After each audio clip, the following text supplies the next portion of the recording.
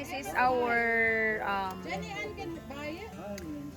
barilison nga isda o talong. O guys, ang laki ng mga talong, promise, masarap. Masarap guys, yung talong na malaki. Ayan. Right behind him with the ears, and that's more than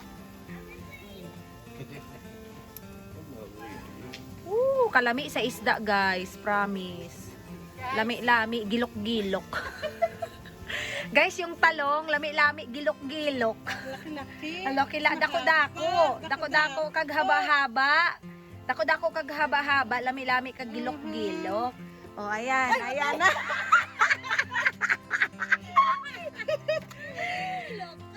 Ayan, check natin mga lalabs ha. Oh! Lami-lami, gilok-gilok guys. Ay, la pa, gahi pa. Masarap nga pag paggahi pa sis eh. Palambutin mo na.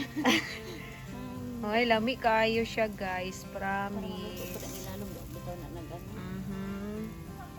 Mahina lang to guys.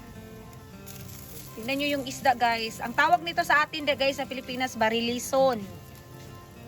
Tapos dito sa Pilipinas, iba sa US, malaking isda.